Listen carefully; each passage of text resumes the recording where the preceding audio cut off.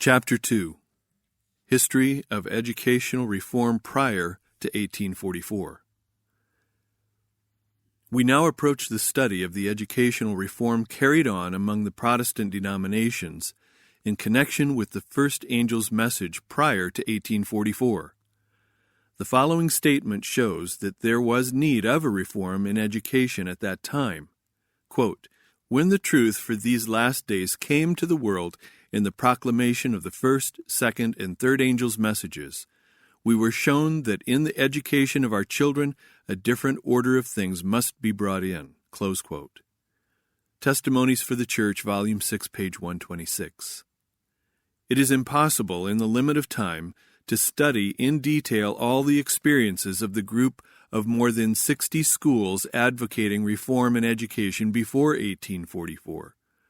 With no attempt to exhaust the subject, the object will be to show that the light of Christian education shone with sufficient clearness in various schools of the United States to give the Protestant denominations an opportunity to gather up these principles as they were developing in the various schools, to incorporate them in their own church schools, quote, "to come into the line of true education," close quote, and to train an army of missionaries to spread the message to the world at that time. For convenience, the various phases of Christian education will be considered as follows: the place of the Bible in education, ancient and modern worldly classics, elective courses of study, degrees, and honors, reforms in diet, location of schools and school buildings, training for self-supporting missionary work, and a layman's movement. The attitude of the Seventh-day Adventist student toward these problems will measure his efficiency in the proclamation of the third angel's message. Historians quoted.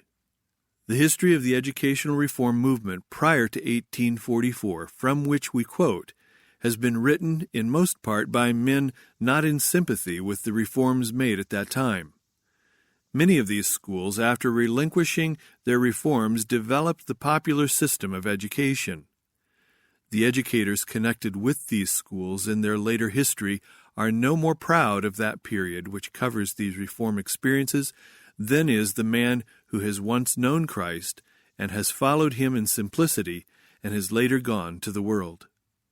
Such a man is apt to make light of his religious experience and excuse himself for his former attitude toward reform. So these historians, writing after the reform period, have often pictured the reform in an unfavorable or even in a ridiculous light. Had we access to the reformers themselves, doubtless the movement would appear in a still stronger light.